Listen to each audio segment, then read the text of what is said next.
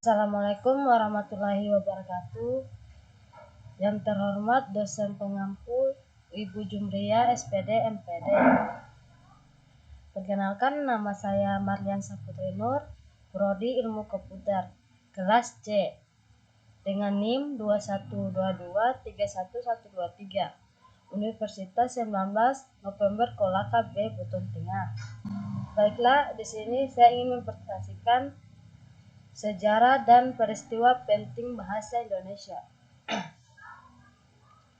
Pada tahun 1936, Sultan Takhir al-Shah Bana menyusun tata bahasa baru, bahasa Indonesia. Dalam kedudukannya sebagai penulis, ahli dan ketua Komisi Bahasa selama pendudukan Jepang, Sultan Takhir al-Shah Bana melakukan modernisasi bahasa Indonesia sehingga dapat menjadi bahasa nasional yang menjadi pemersatu bangsa.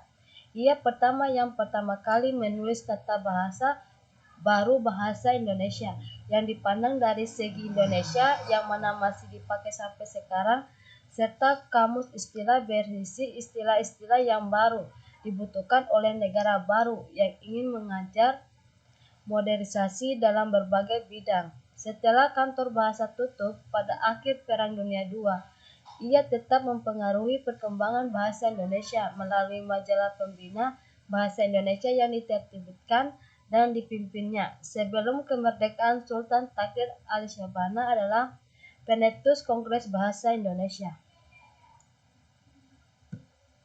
Tahun 1942 sampai 1945, Jepang melarang pemakaian bahasa Indonesia karena bahasa Belanda dianggap sebagai bahasa mua.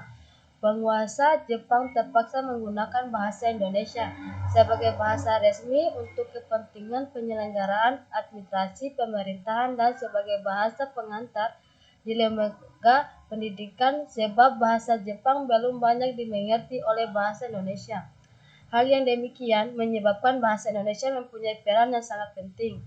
Tanggal 18 Agustus 1945, bahasa Indonesia dinyatakan secara resmi sebagai bahasa negara sesuai dengan bunyi Undang-Undang Dasar 1945 sebab 15 pasal 36, bahasa negara adalah bahasa Indonesia.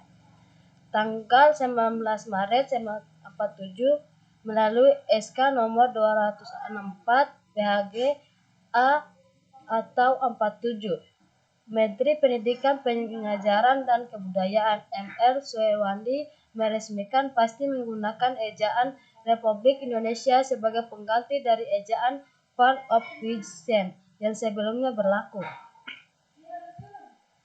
Pada tahun 1948 terbentuk sebuah lembaga yang menangani pembinaan bahasa dengan nama Balai Bahasa Lembaga. Ini pada tahun 1968 diubah namanya menjadi Lembaga Bahasa Nasional dan pada tahun 1972 diubah menjadi Pusat Pembinaan dan Pengembangan Bahasa yang selanjutnya lebih dikenal dengan sebutan Pusat Bahasa. Tanggal 28 Oktober sampai dengan 2 November 1954, Muhammad Yamin secara resmi mengusulkan supaya bahasa Melayu digunakan sebagai bahasa persatuan Indonesia. Tanggal 16 Agustus 1972, Presiden RI pada masa itu, yaitu Presiden Soeharto, meresmikan penggunaan EYD atau Ejaan Bahasa Indonesia yang disempurnakan melalui pidato kenegaraan di depan sidang DPR yang dikuatkan pula dengan keputusan Presiden nomor 57 tahun 1972. Tanggal 31 Agustus 1972, Menteri Pendidikan dan Kebudayaan pada masa itu menetapkan mengenai pedoman umum ejaan bahasa Indonesia yang disempurnakan serta pedoman umum pembentuk istilah resmi diberlakukan di Indonesia wawasan Nusantara. Tanggal 28 Oktober sampai dengan 2 November 1978 dilaksanakan Kongres Bahasa Indonesia 3. Di Jakarta, kongres tersebut untuk memperingati Hari Sumpah Pemuda ke-5, selain telah memperlihatkan kemajuan, perkembangan, dan pertumbuhan bahasa Indonesia, juga telah berusaha untuk menetapkan kedudukan serta fungsi bahasa Indonesia itu sendiri. Tanggal 21 sampai 28 November 1983 dilaksanakan Kongres Bahasa Indonesia 4 di Jakarta. Kongres ini dilaksanakan dalam rangka memperingati Hari Sumpah Pemuda yang ke-55.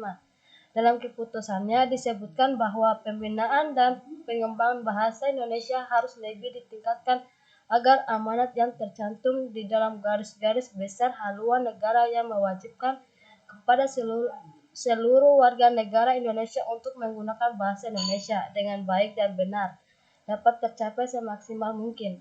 Tahun 1988 diselenggarakan Kongres Bahasa Indonesia 5. Dinyatakan kongres ini dihadiri oleh kira-kira 7 pekan bahasa Indonesia dari seluruh Indonesia dan tamu dari negara sahabat. Tahun 1993 diselenggarakan Kongres Bahasa Indonesia 6 di Jakarta. Pesertanya 770 pecan bahasa Indonesia dan 53 peserta tamu mancanegara.